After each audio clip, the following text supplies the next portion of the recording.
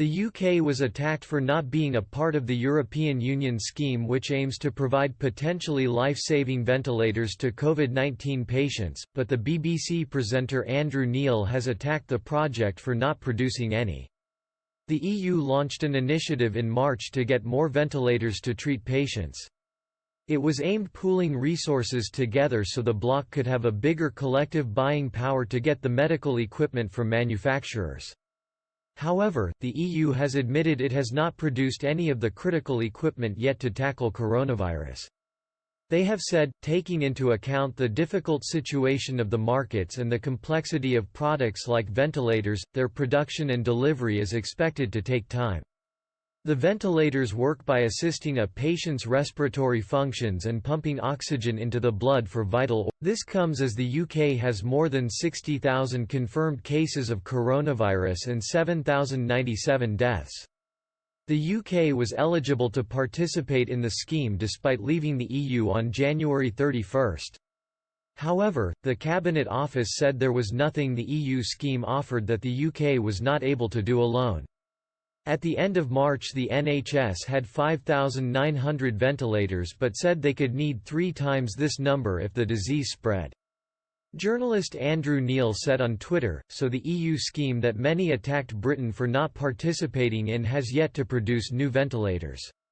And might not for some time. New ventilators for EU will take time, the Commission says.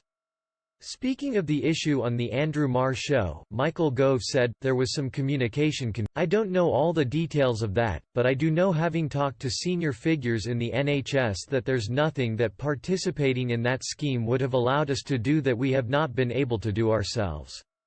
Attacking the government, Lib Dem MP, Layla Moran, said, at a time when the NHS is facing chronic shortages of ventilators and other vital medical equipment, it is deeply concerning that the government has reportedly refused to take part in the EU joint procurement scheme.